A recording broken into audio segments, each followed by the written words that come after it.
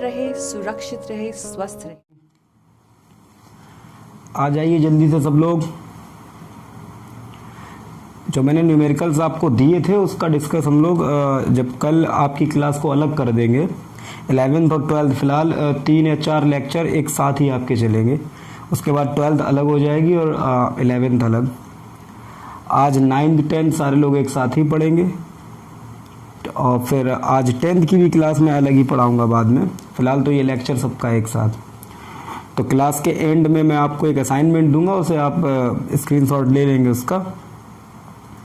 उन क्वेश्चंस को आप करिए और तभी इन को भी डिस्कस कर लेंगे। बाद बाकी आप इनके आंसर मुझे ज़रूर आप कमेंट में डाल दीजिए अभी, ताकि मैं देख पाऊँ किसने किसने सही किए हैं। जब मैं आपको बीच में भी सवाल दूंगा तो मैं आपके आंसर चेक कर लूँगा, ठीक है।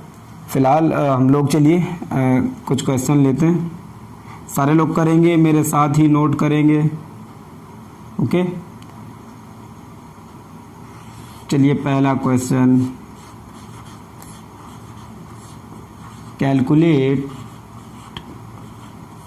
Number of carbon atoms in 90 gram of water, sorry glucose, sorry ठीक है। चलिए जल्दी सारे लोग इसको अटेम्प्ट कीजिए और कमेंट में आंसर बताइए। 12th वाला कोई भी आंसर नहीं डालेगा या जो 12th के पेपर दे चुका हो।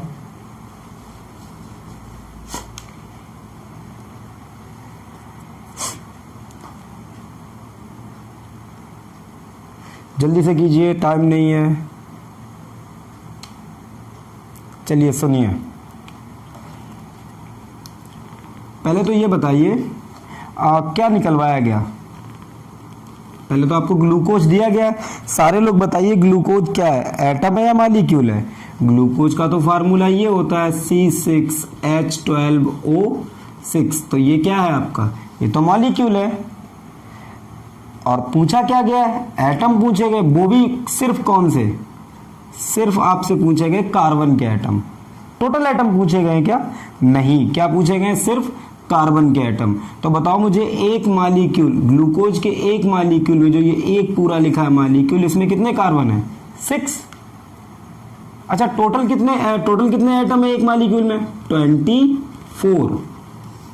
टोटल तो 24 है, लेकिन हमें सिर्फ कौन से कैलकुलेट करने हैं, कार्बन वाले। तो पहले हम ये निकाल लें 90 ग्राम में कितने मॉलिक्यूल हैं, ओके। तो पहले मॉलिक्यूल निकालने के लिए पहले क्या निकालना पड़ेगा, मोल्स। क्या निकालने पड़ेंगे, मोल्स।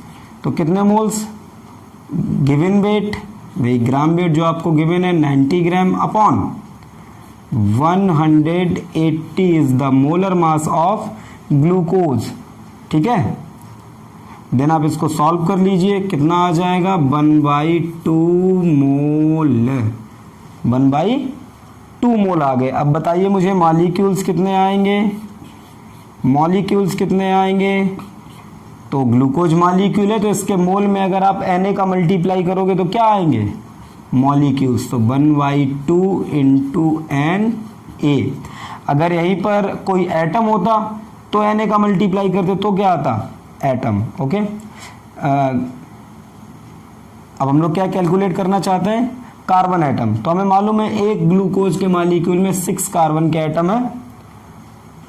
तो मैं यहाँ क्या लिखूंगा, नंबर ऑफ कार्बन एटम्स कितने हो जाएंगे, टोटल मॉलिक्यूल कितने, Na/2 और एक में कितने कार्बन एटम है, 6। तो कितना आंसर आ जाएगा, 3Na। कई लोगों का सही था, नोट कर लिया आपने। चलिए नेक्स्ट क्वेश्चन,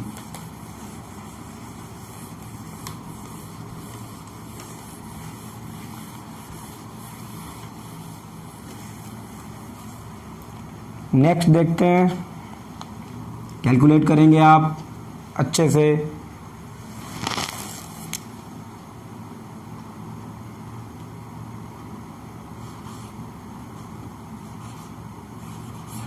फाइंड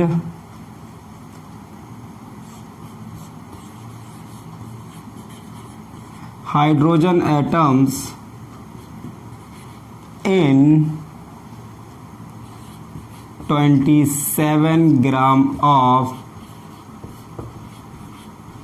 वाटर।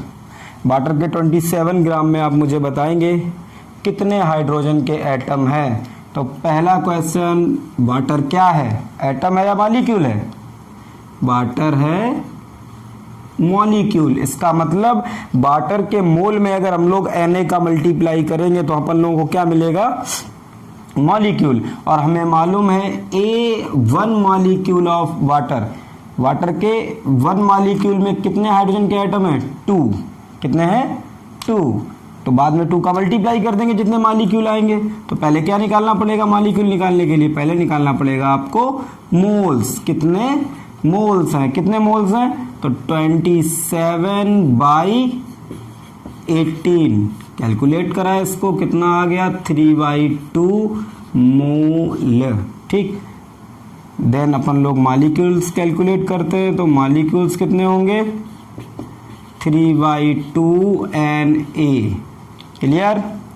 अब बताइए हाइड्रोजन वाटर के एक मॉलिक्यूल में कितने हाइड्रोजन के एटम हैं? 2। ठीक है, तो नंबर ऑफ हाइड्रोजन एटम्स कितने हो जाएंगे? 3/2 into Na into 2। Then answer will be 3Na। I hope आपको ये अच्छे से समझ में आ रहा होगा। कुछ भी इसमें ऐसा नहीं है कि आप 9th में हो, आप 10th में हो, फर्स्ट ईयर में हो, 12th में हो, कोई बड़ा टास्क नहीं है। खत्म हो गया। चलिए आगे बढ़ते हैं। आज इसको खत्म करना है।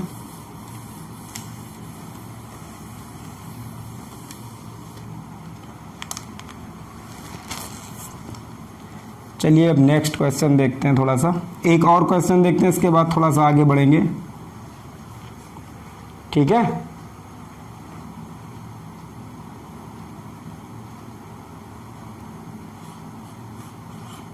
अब ये कुछ डिफरेंट टाइप के क्वेश्चन।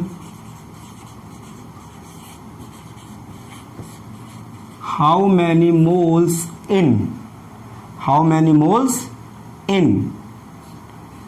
12.046 इंटू 10⁻23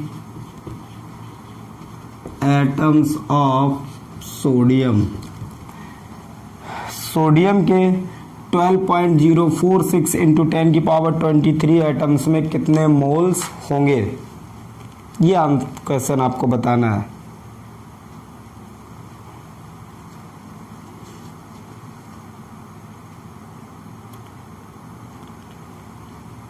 तो कैसे करेंगे इसको?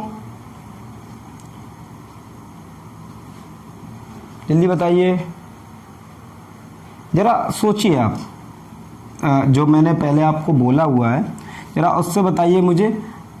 अगर सोडियम 1 मोल होता, कितना होता? 1 मोल। बताइए। अभी इस क्वेश्चन के सल्यूशन से फिलहाल इसका लेना देना नहीं, जरा बात समझिए। अगर मैं ये मान लूं 1 मोल सोडियम है, सोडियम कितना है? 1 मोल।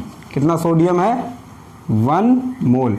और अगर 1 मोल सोडियम है तो मुझे बताइए सोडियम के कितने एटम होंगे? 6.023 इंटू 10⁻23 एटम्स होंगे या नहीं? बस इतना बताइए। ये तो समझ में आता है। ऐसे मुझे बताओ, ये क्लियर हो रहा है? ऐसे बताओ मुझे, अगर 1 मोल वाटर है, क्या है? वाटर, तो बताओ वाटर के कितने एटम होंगे, जल्दी से बताओ। नहीं पगलों, वाटर के एटम नहीं, वाटर के क्या होंगे, मॉलिक्यूल। यही तो बात याद रखनी थी। सोडियम तो एटम है, तो इसके मोल में 1 में अगर Na का मल्टीप्लाई करोगे तो एटम्स आएंगे, लेकिन ये तो मॉलिक्यूल है, तो इसके मोल में अगर Na का मल्टीप्लाई करोगे तो क्या आएगा, तो मॉलिक्यूल ही आएगा। तो कितने मॉलिक्यूल 1 मोल में, इतने ही तो मॉलिक्यूल होंगे। 6.023 इंटू 10 की पावर 23 मॉलिक्यूल्स। बोलिए, क्लियर है, कोई डाउट? अब जरा ऐसे ही बताइए, अगर 3 मोल सोडियम होता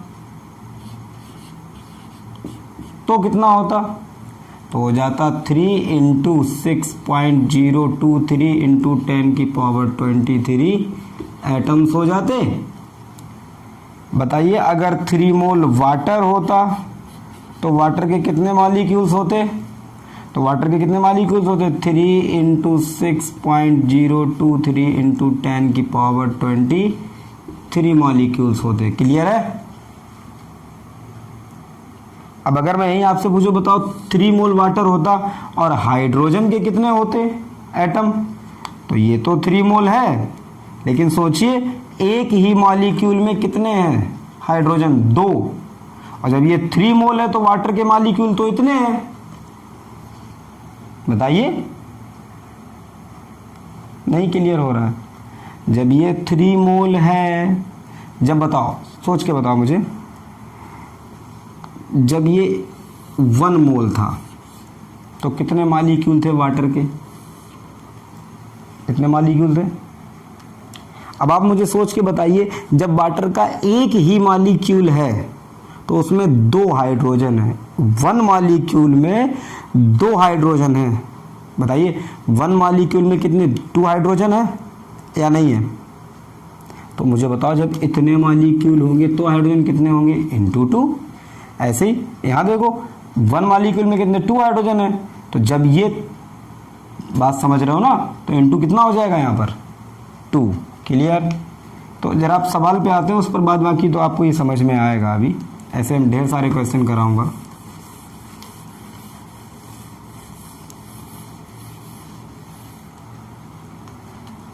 हमें ये मालूम है ना कि 6.023 इंटू 10 की पावर 23 इतने एटम हैं अगर किसी भी चीज़ के, चाहे वो सोडियम के एटम हो, चाहे वो आयरन के एटम हो, तो वो कितने मोल होगा, 1 मोल होगा। 1 मोल सोडियम। बताओ अगर इसका 1 मॉलिक्यूल होगा तो कितना होगा, 1 अपॉन, ये तो भाई सबको आता होगा। बोलिए, तो क्या इतने मोल सोडियम होगा? तो अभी है कितने एटम, इतने हैं। इसका क्या हो जाएगा, मल्टीप्लाई हो जाएगा।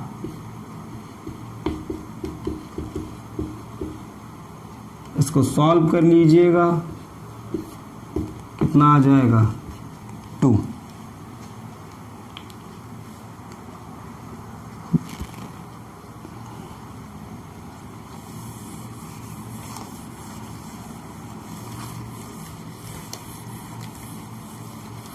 अब जो मैं कराने जा रहा हूं इसको थोड़ा सा समझिए, इसके बाद ये क्लियर हो जाएगा पूरा इतना टॉपिक आपका।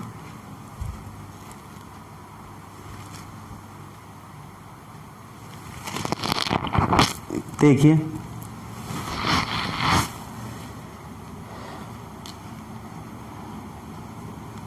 सुनिए जरा,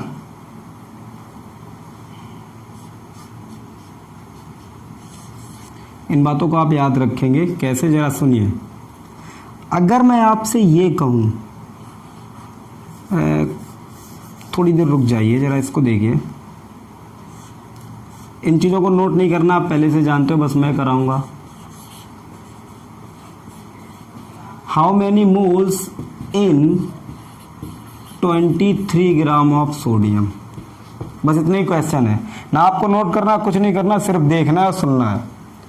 तो अगर मैं मोल निकालूं तो कितने मोल्स आएंगे, 23/23 गिवन वेट भी यही है और इसका मॉलिक्यूलर मोलर मास भी तो यही होता है, तो कितना आ गया 1 आ गया। ऐसे मैं कहूँ हाउ मैनी मोल्स इन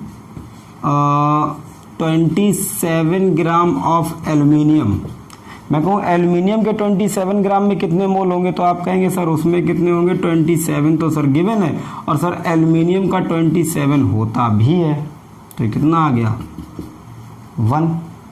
बोलिए क्लियर, नहीं समझ आया आपको, आ रहा है ना। ऐसे मैं आपसे ये पूछूं कि चलिए बताइए हाउ मैनी मोल्स इन, जरा इन चीज़ों को सुनिएगा सिर्फ आप अच्छे से मन से, पूरा कंसंट्रेशन पे कीजिए मेरे साथ। How many moles in 16 gram of methane, तो आपको मालूम है इसका मोलर मास कितना होता है 16 ग्राम ही तो होता है, तो 16/16 कट गया, कितना आ गया 1। ऐसे मैं कहूँ ग्लूकोज 180 ग्राम हो तो कितने मोल्स होंगे, तो 1 होंगे। तो ऐसा समझ में आ रहा है अगर मैं किसी भी केमिकल सब्सटेंस के मोलर मास को ले लूं, तो डेफिनेशन भी तो यही होती थी, मोलर मास क्या होता था, किसी भी केमिकल सब्सटेंस के 1 मोल का मास।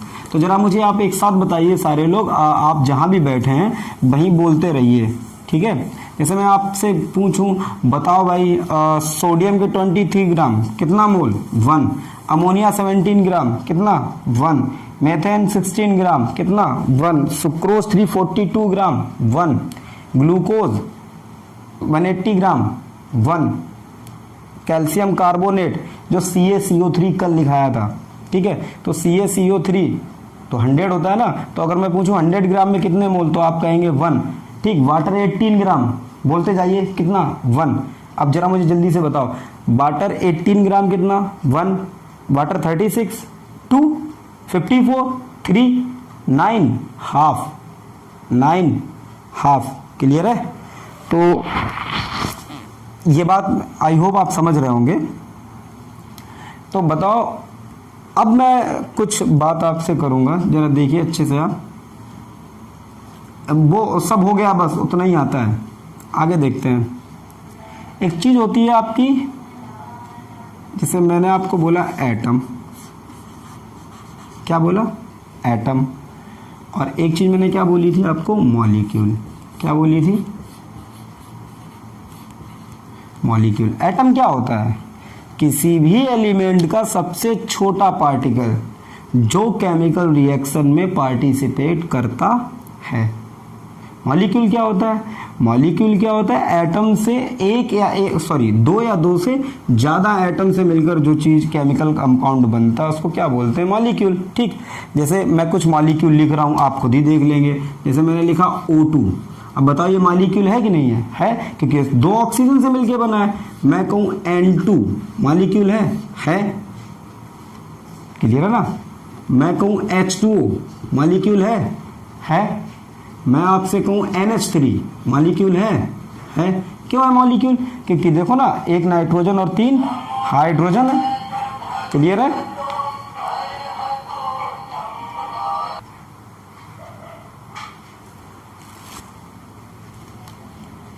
अमोनिया हो गया। अब मैं आपसे कहूं ये रहा मेथेन, तो बताओ ये मॉलिक्यूल है, क्यों है, क्योंकि 2 या 2 से ज्यादा एटम से मिलकर बना है।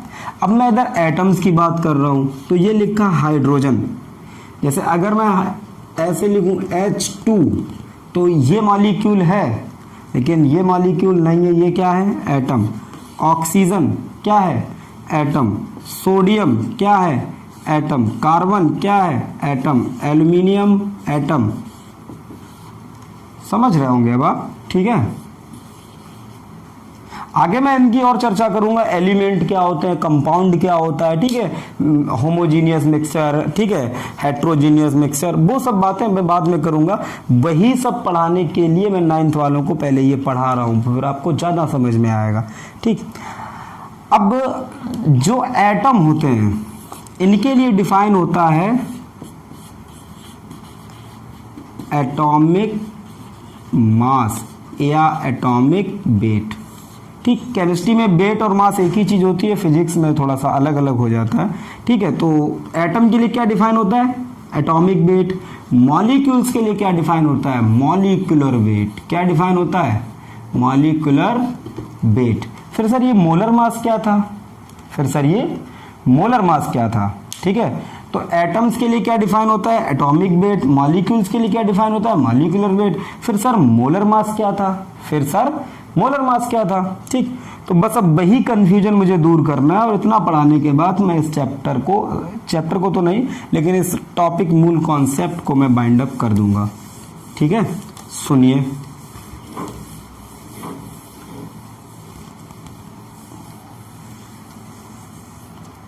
मैं तीनों चीजों को लिखता हूं। एटॉमिक वेट किसके लिए डिफाइन होता है?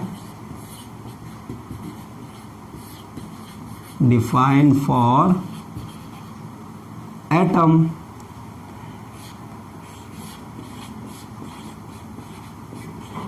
और जो आपका मॉलिक्यूलर वेट है ये किसके लिए डिफाइन होता है? Define for molecule. ठीक है, चिंता नहीं करो, सब समझ में आएगा।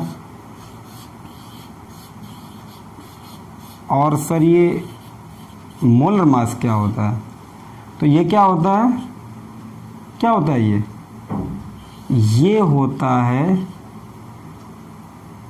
ग्राम वेट ऑफ, बल्कि आप यूं कह सकते हैं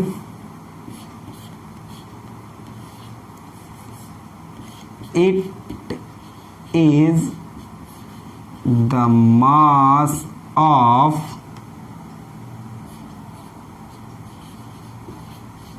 one mole of any chemical substance in grams।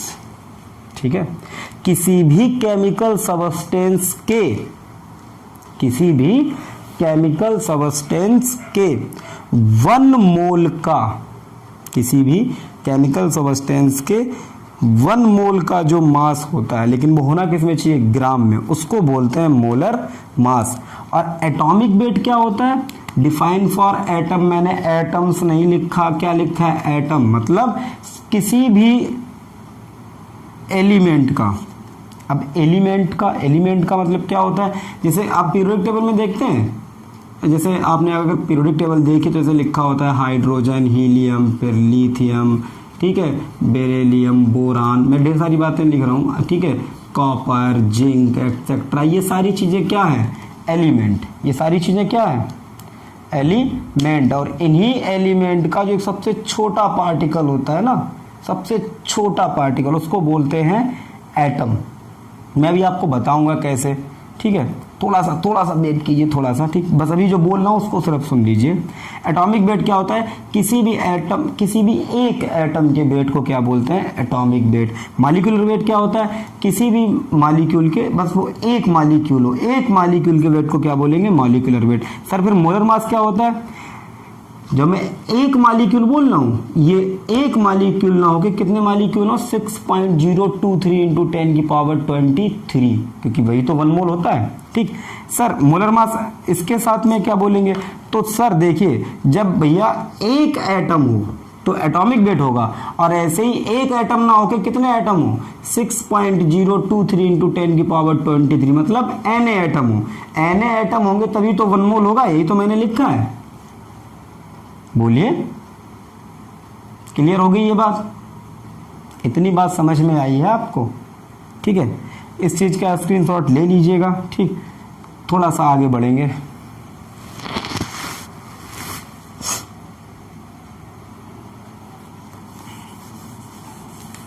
अब एक आखिरी चीज जो हमें डिफाइन करनी है, और ये सारी चीजें आपको क्लियर भी हो जाएंगी क्लास के एंड तक। ठीक, वो है एटॉमिक मास यूनिट, जिसे अपन लोग क्या लिखते हैं, AMU, ठीक है, या कभी कभी शॉर्ट फॉर्म में कुछ लोग यूं भी लिख देते हैं, सिर्फ U। अब ये क्या होता है, ये क्या होता है, तो सुनिएगा। अब ये डिफाइन करा गया है, इसमें मैं कुछ नहीं कर सकता हूँ, ठीक है। AMU को ऐसे डिफाइन किया गया है, बस मैं आपको डेफिनेशन बता रहा हूँ, और उसी को याद रख के, उसी को मान के, उसी को आप समझ के चलेंगे, ठीक है। और फिर आपकी सारी चीज़ें धीरे धीरे इस चैप्टर की क्लियर हो जाएंगी। सुनिएगा, एटॉमिक मास यूनिट क्या होती है, एटॉमिक मास यूनिट क्या होती है, ठीक है। तो क्या होता है, सुनिएगा,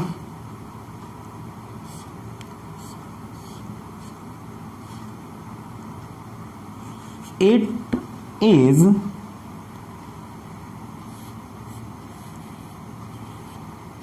the mass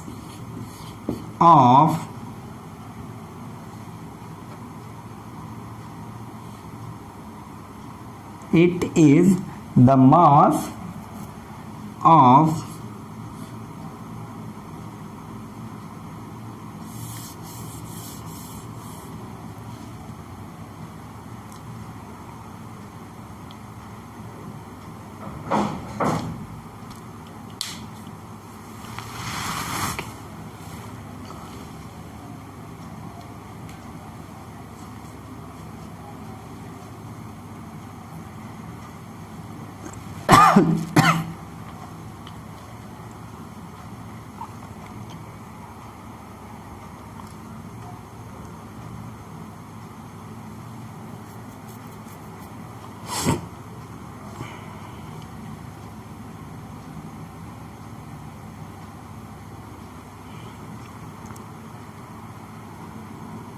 तो क्या होती है एटॉमिक मास यूनिट, ठीक है। आपने कभी आइसोटोप सुने हैं? मैं फिर कह रहा हूँ 9th वाले बस इन चीज़ों को पढ़ें, सिर्फ देखें, ठीक है। जब उनकी क्लास अलग से होगी उन्हें सब समझ में आएगा। लेकिन 11th और जो 12th वाले हैं उन्होंने तो सुना होगा ना, 10th वालों ने भी आइसोटोप्स तो सुने हैं, आइसोटोप सुने, ठीक। तो इसको कैसे डिफाइन किया गया, सुनिए अच्छे से। आपने सुना है कार्बन 12, कार्बन के 3 आइसोटोप होते हैं, कार्बन 12, कार्बन 13 और कार्बन 14, ठीक है। तो आप क्या कीजिएगा, जब आपको क्या डिफाइन करना है, AMU, तो AMU को कैसे डिफाइन किया गया, कार्बन 12 लीजिए, मतलब उसका एटॉमिक वेट लीजिए। अब कार्बन 12 वाला है तो दैट मीन्स उसका एटॉमिक वेट कितना होगा, 12 भी होगा, और उसका कितना कर दीजिए, 1/12। फिर जो आंसर आए उसको बोलते हैं 1U, ठीक है। तो कैसे बोलेंगे, it is the mass of 1/12 of the carbon 12 atomic mass. कैसे बोलेंगे, ऐसे बोलेंगे, it is the mass of 1/12 of carbon 12 atomic mass, ठीक है। इसको ठीक है, तो 1 AMU इक्वल्स टू, आप समझ गए, या 1U, AMU को U भी बोलते हैं ना, ठीक है। तो ये कितना हो जाएगा, किसके बराबर हो जाएगा, ये कार्बन 12 ले लीजिए, उसका क्या एटॉमिक वेट या एटॉमिक मास जो भी है, ठीक है, और उसका कितना कर दीजिए 1/12, ठीक है। और यहाँ क्या लिखिएगा, ऊपर क्या लिखेंगे, एटॉमिक मास ऑफ कार्बन 12 और इसका अपॉन, ठीक है। बस अब आपको इतनी बात याद रखनी है, 1U इक्वल्स टू होता है 1.66 इंटू 10 की पावर -24 ग्राम, ठीक है। 1U इक्वल्स टू कितना होता है, 1.66 इंटू 10 की पावर -24 ग्राम। क्या होता है atomic mass unit, sir carbon 12 के एटॉमिक मास का 1/12 जो होता है, ठीक है, उसको ही बोलते हैं 1 AMU। कार्बन का एक एटम लीजिए, वो भी कौन सा वाला कार्बन होना चाहिए, कार्बन 12। कार्बन 3 टाइप के होते हैं, कार्बन के 3 आइसोटोप होते हैं, कार्बन 12, 13 और 14। तो उसमें कौन सा वाला उठाइए, कार्बन 12 वाला उठाइए, और उसके एटॉमिक मास का कितना कर दीजिएगा, पहले तो उसका एक एटम लीजिए, एक एटम का जितना मास हो वो एक्चुअली कैलकुलेट करा गया तो 12 के अप्रॉक्स ही आता है, तो 12 का अपॉन 12 कर दीजिए, 1/12 जो आ जाए, ठीक, उसको ही बोलते हैं कितना, 1 AMU। और वो किसके बराबर आता है, अगर हम उसको ग्राम में कैलकुलेट करें, ग्राम में कन्वर्ट करें तो फिर इतना आ जाता है 1.66 इंटू 10⁻24। क्लियर हो गया, नोट कर लिया होगा आपने इसको, नहीं किया है तो बैक जाके स्क्रीनशॉट ले लेना बाद में जब क्लास ओवर हो जाए, ठीक है।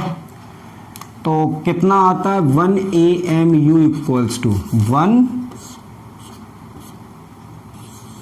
AMU इक्वल्स टू कितना आता है, 1.66 इंटू 10⁻24 ग्राम।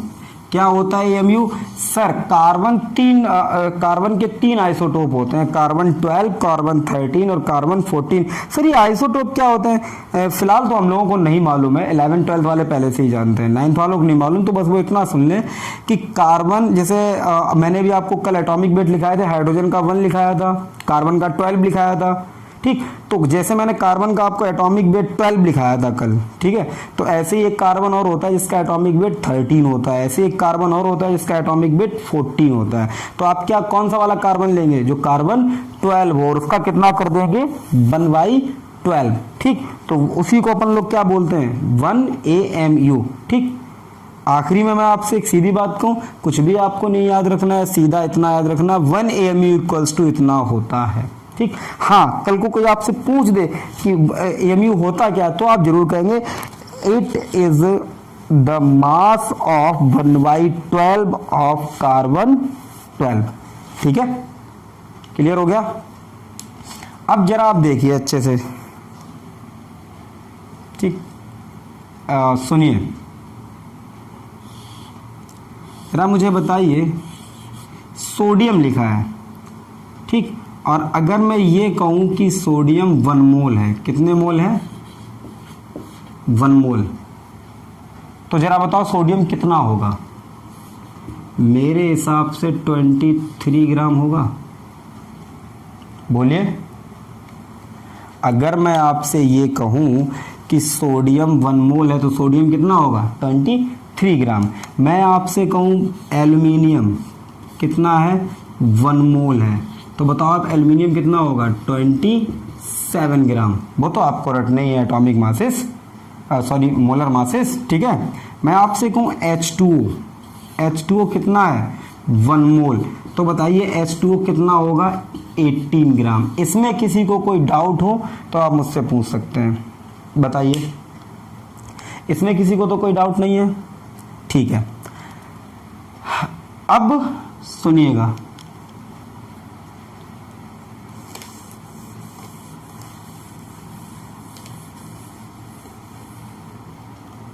आप जब अपनी बुक्स को उठाएंगे और आप देखेंगे वहाँ, या आप कभी पीरियोडिक टेबल को देखिए तो वहाँ ये लिखा रहता है, जैसे सोडियम का जो एटॉमिक मास लिखा रहता है वो आपको 23 ग्राम लिखा नहीं मिलेगा आपकी पीरियोडिक टेबल में, आपको कुछ ऐसे लिखा मिलेगा, आप सही देखिएगा बुक्स में भी, तो 23U, ठीक है। अब ये दोनों क्या है, ये दोनों क्या है, तो अलग अलग हो गए सर। अब ये याद रखें, आप तो कह रहे हो सर ये बुक्स में लिखा मिलेगा, फिर ये क्या है, ठीक है। तो ध्यान रखिएगा, ये जो 23U है, ठीक, इसका मतलब क्या है समझिएगा, ये क्या लिखा हुआ है, ये लिखा हुआ है it is the mass of 1 atom of sodium. क्या लिखा हुआ है, सोडियम के एक एटम का मास। और ये तो आप जानते हो अगर 23 ग्राम है तो ये कौन सा मास है, मोलर मास, मतलब 1 मोल का मास। सोडियम का 1 मोल ले लीजिएगा, 1 मोल ले लीजिएगा तो कितना होगा 23 ग्राम। और बताओ अगर 1 मोल लिया है तो कितने एटम होंगे, Na। तो ये क्या लिखा हुआ है, ये लिखा हुआ है it is the mass of Na atoms of sodium. Clear. ये क्या लिखा हुआ 23U अगर मैं लिख दूं तो किसका लिखा हुआ है ये मास, सोडियम का ही है, लेकिन कितने एटम का, 1 एटम का। तो इसको क्या बोलेंगे, इसको क्या बोलेंगे, एटॉमिक मास। और ये क्या है, ये है molar mass. Is that clear और नॉट। मैं भी इसको प्रूव भी किए दे रहा हूं कि 23 ग्राम 1 मोल का ही होगा, Na एटम का ही होगा। फिलहाल आप इतना समझ गए तो बताइए, समझ गए तो जल्दी से स्क्रीनशॉट लीजिए, हटाइए इसको।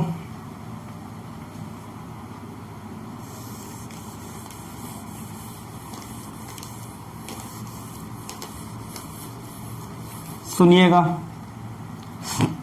मैंने अभी क्या बोला, मैंने बोला सोडियम का जो वेट है वो 23U है।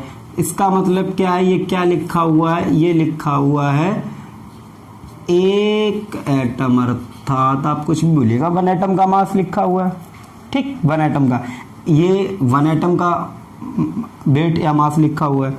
और अगर मैं इसी को ये लिखूं 23 ग्राम, इसका मतलब क्या है, ये 1 मोल का लिखा हुआ है, या 1 मोल का कहूं या मैं किसका कहूं, Na का, बात तो एक ही है, ठीक है।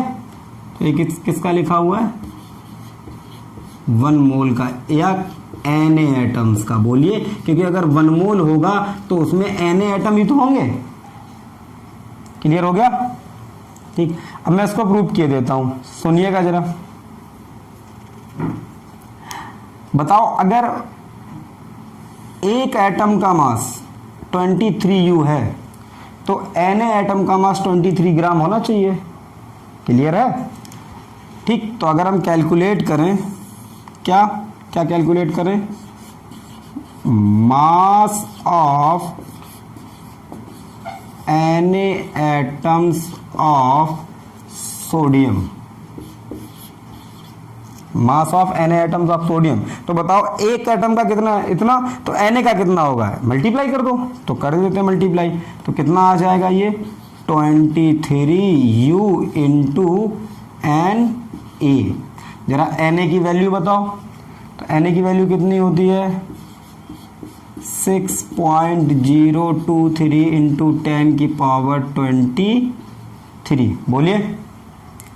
और अगर मैं इसे U को ग्राम में कन्वर्ट करूं तो मैंने अभी लिखाया था आपको 1U इक्वल्स टू कितना होता था 1.66 इंटू 10 की पावर -24 ग्राम, बोलिए, अभी लिखाया था। इसको रट के याद रखना है हमेशा। तो यहाँ इसका मल्टीप्लाई कर दूं तो कितना हो जाएगा ये 23 इंटू 1.66 इंटू 10 की पावर -24 इंटू 6.023 इंटू 10 की पावर 23। ठीक है, कोई डाउट नहीं है ना। अब इसको कैलकुलेट करते हैं, ठीक है। जो 10th में, 11th में, 12th में, उनको मैं ये कैलकुलेशन सीधी ऐसे ही किए दे रहा हूँ। जो 9th वाले हैं उनकी जब मैं 9th में क्लास शुरू करूँगा कल या परसों, तो मैं उनके लिए स्पेशली ये कैलकुलेशंस भी सिखाऊंगा जल्दी कैसे करते हैं। लेकिन अभी थोड़ा बहुत आप समझ लें जितना समझ सकते हैं। बताइए, ये 23 है और अगर इस पॉइंट को मैं इधर लाऊंगा तो ये 16.6 हो जाएगा और ये हो जाएगा इंटू 25। बोलिए,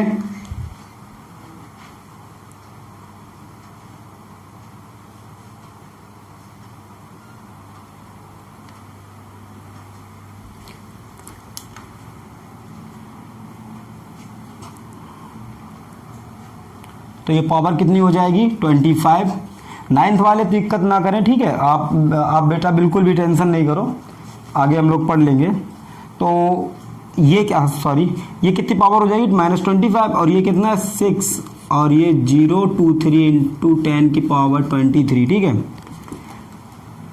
आप जानते हैं 16 6 जा 96, और ये 0.6 है, ये थोड़ा सा ज़्यादा है, ठीक है।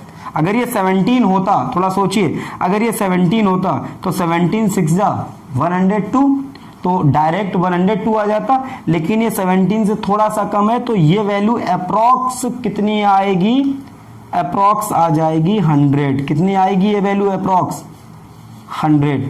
कुछ लोग सोच रहे होंगे कि सर ये कौन सी कैलकुलेशन है, बच्चा ये केमिस्ट्री है या ढेर सारी बड़ी बड़ी वैल्यूज़ हैं, आप समझेंगे नाइन्थ वाले, ठीक है, नहीं तो टाइम खराब होगा, मैं आपको ये सब बताऊंगा। ये कितना हो जाएगा 10 की पावर -2, 10 की पावर -2, मालूम है आपको 10 की पावर -2, और ये कितना लिखा हुआ है 10 की power +2, plus minus cancel out, कितना बचा। अच्छा, मैंने इसको यहाँ पर u को किस में कन्वर्ट कर लिया था, ग्राम में, तो कितना आ गया बताइए 23 ग्राम। तो अब तो मैंने इस बात को प्रूव भी कर दिया कि अगर सोडियम के एक एटम का वेट निकालता हूं, तो आपने बोला सर 23 U है, तो सर आपने कहा सर Na एटम का वेट या सर 1 मोल का वेट 23 ग्राम कैसे, तो मैंने कहा ये देखो, ठीक है, समझ में आया कि नहीं आया। अगर आपको समझ नहीं आया हो, ठीक है, तो आप कमेंट में मुझे बताइए, ठीक है। फिलहाल तो मैं इसको रिपीट नहीं करूंगा, मैं आपको बाद में ही जरूर बता दूंगा, इसलिए रिपीट नहीं करूंगा क्योंकि आज ये चैप्टर खत्म करना है।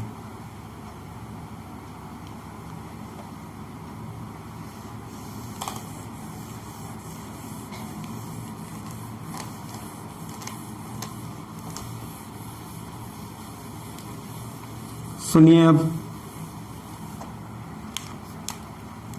जरा मुझे अच्छे से बताइए, एल्यूमिनियम, अगर मैं एल्यूमिनियम का क्या लिखूं, एटॉमिक वेट, क्या लिखूं एटॉमिक वेट, तो मुझे क्या लिखना चाहिए 27 U लिखना चाहिए या 27 ग्राम लिखना चाहिए, 27 U लिखना चाहिए, क्या लिखना चाहिए 27 U।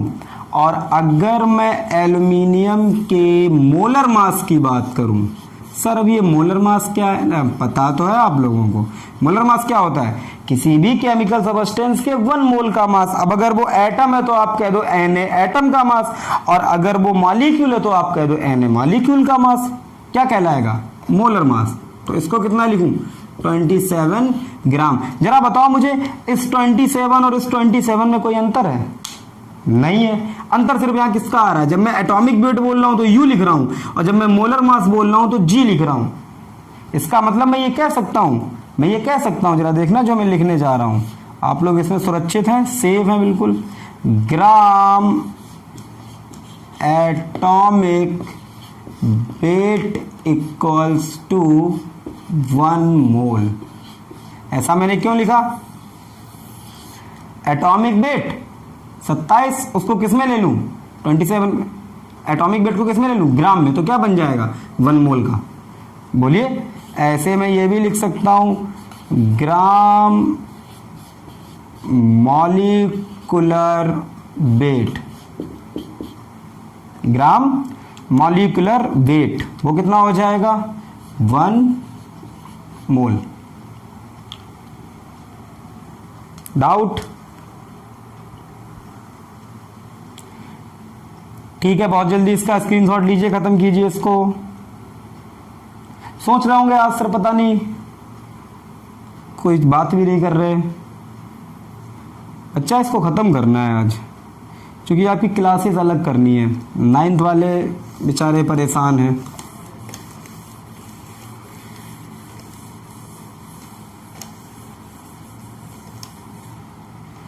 अब सारे लोग आ जाइए इधर और इस चार्ट को कंप्लीट कराइए। सुनिए, अगर मैं आपसे ये कहूं 23 ग्राम ऑफ सोडियम, क्या मैं इस चीज को इसके बराबर लिख सकता हूं? 1 मोल ऑफ सोडियम, बोलिए, लिख सकता हूं ना। और अगर सोडियम 1 मोल है तो मैं इतना भी तो लिख सकता हूं, Na एटम्स ऑफ सोडियम, बोलिए, कोई प्रॉब्लम नहीं। अगर मैं आपसे ये कहूं 46 ग्राम ऑफ सोडियम, इसका मीन्स मैं ये लिख सकता हूं 2 मोल ऑफ सोडियम, बताइए। तो फिर मैं क्या ये भी लिख सकता हूं 2 Na एटम्स ऑफ सोडियम, बोलिए, कोई डाउट। नेक्स्ट, क्या मैं ये लिख सकता हूं 17 ग्राम ऑफ अमोनिया। अगर अमोनिया के मैं 17 ग्राम लूं तो क्या अमोनिया 1 मोल होगी? बिल्कुल होगी। तो 1 मोल ऑफ अमोनिया, बताइए। तो क्या मैं ये भी लिख सकता हूं Na मॉलिक्यूल्स ऑफ अमोनिया, बोलिए, क्लियर। ऐसे मैं ये लिख दूं 180 ग्राम ऑफ ग्लूकोज, तो क्या मैं लिख सकता हूं 1 mole of glucose,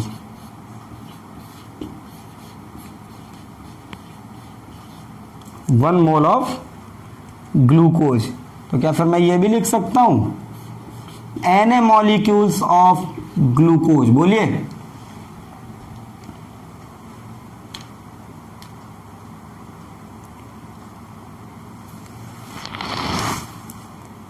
clear. Now that's all regarding mole concept. अभी इसमें concentration of solution, limiting reagent बाकी है। 11th क्लास को वो मैं अलग से पढ़ाऊंगा, केमिकल इक्विलिब्रियम जब आएगा तब, ठीक है।